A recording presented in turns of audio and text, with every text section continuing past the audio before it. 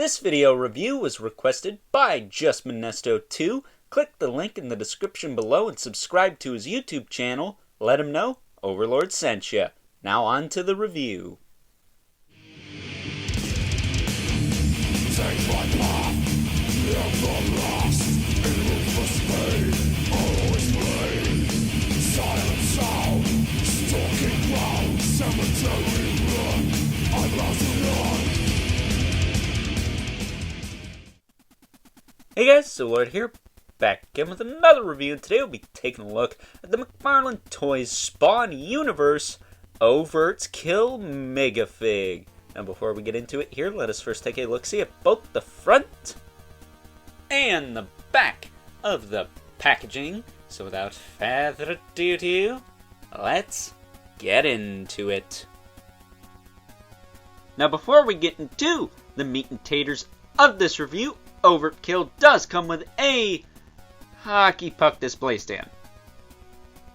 Really, guys? He's not going anywhere. Just saying. It is what it is, I suppose. And while I am not 110% familiar with this particular interpretation of good old Overtkill here, it would have been nice to get some kind of weapon hand, even a parking meter or a chain of some kind. Would have been nice as well, but nope. Instead we get a quintessential hockey puck display stand. Todd, I love you, but this shit's getting old. These Megafigs don't need stands, dude. The exception of Titan Joker and maybe Swamp Thing, depending on how loose your ankles are. The rest of these stand pretty good on their own. And for those of you going to make the Violator argument, that figure's too big for one of those anyways. Taking a closer look at good old Overtkill here, not to be confused with the Motorhead song or the amazing thrash band from the 1980s, Overkill.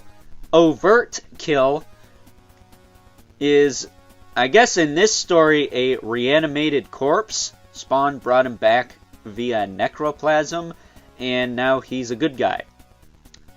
He also got killed off relatively quickly, as Overtkill usually does. Poor guy can't seem to catch a break.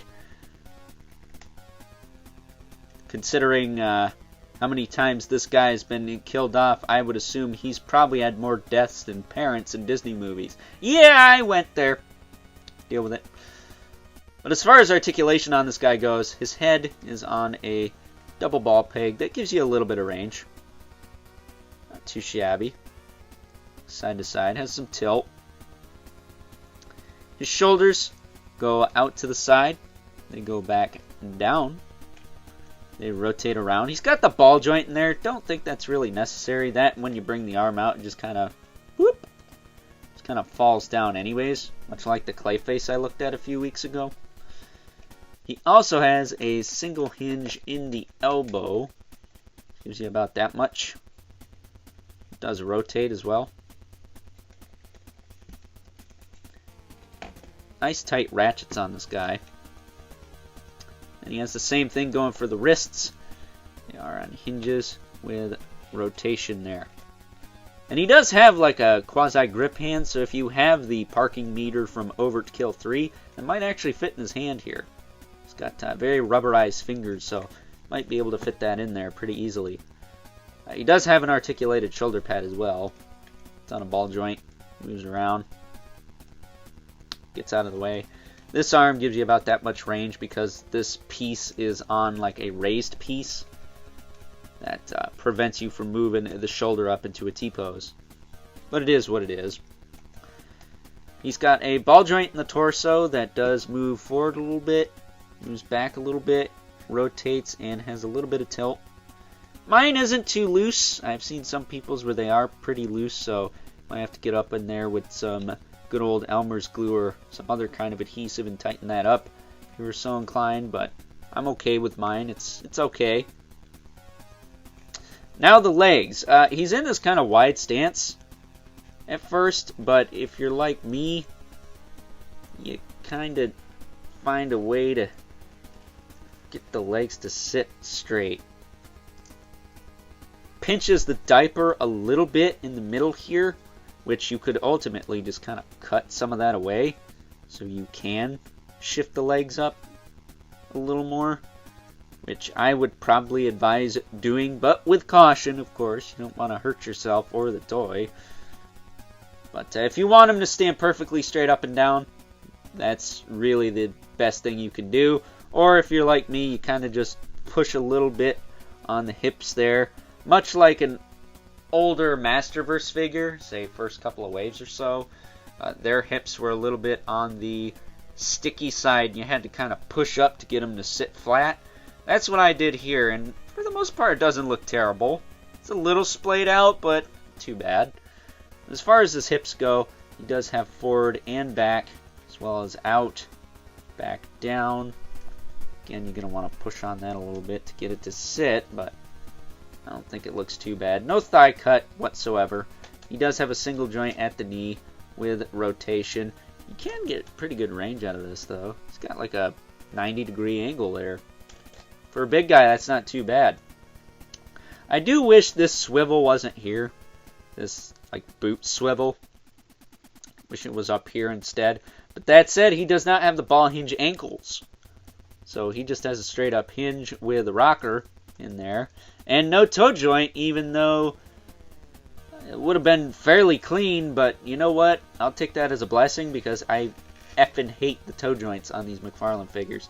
I just had to move my multiverse stuff to get to some of the Overtkills I brought out for comparisons in this video, or I'm going to bring out for comparisons in this video. And yeah, they're a bitch to stand now because they've gotten loose over time because I'm MF and toe joints. So anyone who likes toe joints, must be nice. That said, he is a bit lacking in the paint department, not gonna lie. He seems a bit on the plain side, but it still looks better than half the crap Hasbro's making for this price. This guy was 50 bucks. I got him for 40 because I got him in Ultraman when Target was having a special deal. Save 10 bucks when you spend 75, and of course this guy being 50 and Ultraman being 25 put me over that threshold, so I saved a little bit of money on this guy, and you know what? I have no regrets. I like him for that price. 50 bucks, I don't know about all that, but 40, definitely worth it to me.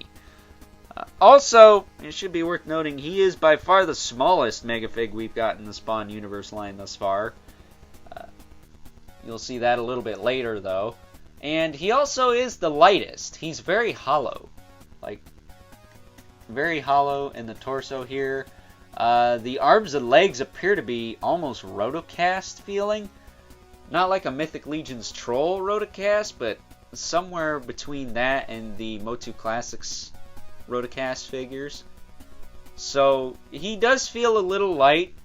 It does come off a little cheap, but in hand, after you get used to it, he's alright. He's not bad. Is he the best? No. I think the Violator is still easily the best Megafig in this line. We'll compare him to him a little later, but yeah, he's a little light and a little bit lacking in paint apps. I would have liked to have seen a little bit more paint apps to bring out some of these grotesque details, which I'll show you the back here. Forgot to do that. You could see the metal spine and whatnot kind of peeking through there. So, well detailed, but it could have used a little bit more paint. Just a little bit. Not a ton. And I've seen some people go to town on this figure and make him look absolutely amazing. I don't think that's really necessary for me personally, because being visually impaired, I'll be lucky to see any details in 20 years from now.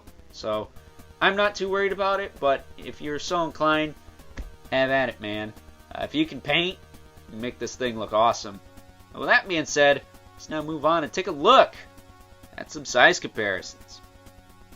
First up, here's our new Overkill Megafig next to his vintage incarnations from Spawn Series 1 and 5. And personally, I think he's taken some inspiration from Overkill 2 more so than 1. Let me know what you guys think in the comments below. Next up, here he is alongside what a lot of people consider the quintessential Overtkill figure, Overtkill 3 from Spawn Series 20. And while I absolutely love this older Overtkill figure, I mean the sculpt and paint on that thing is immense as all hell, it is essentially just a staction figure with some cut joints in it.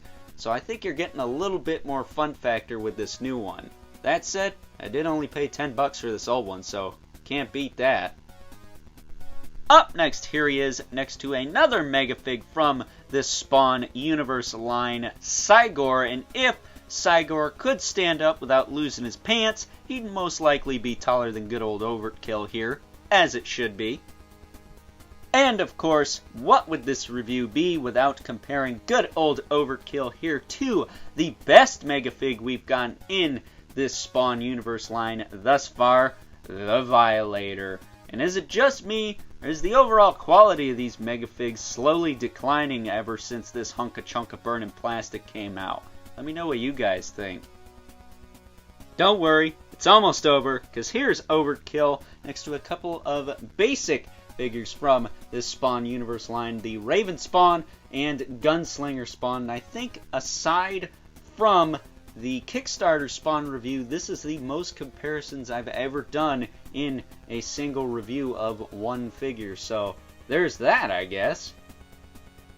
And last but certainly not least, we have our two regulars, the Mythic Legion's Brother Mandibulus, Loved Spawn, who's not towering over everyone today because while good old Overtkill here may be the smallest Megafig in this Spawn universe line, he is a Megafig nonetheless, thus he towers over the likes of good old Al Simmons here. So with that being said, time to wrap things up, some final thoughts.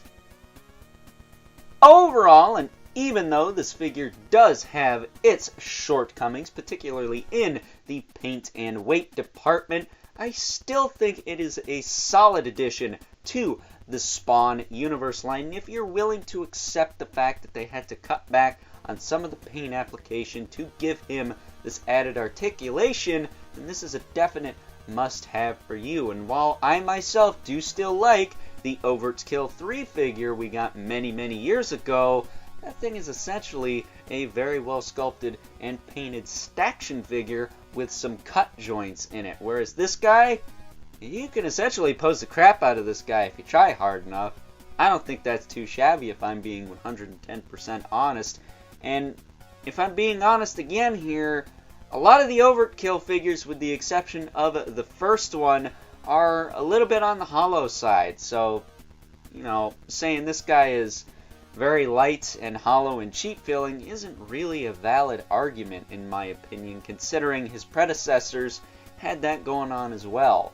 So with that being said, I hope you guys enjoyed this review, and if you are so inclined, please don't forget to comment, like, subscribe, and hit the bell so you know whenever I upload more reviews like this one. And in regards to the Overlord Productions 10-year anniversary week-long marathon extravaganza,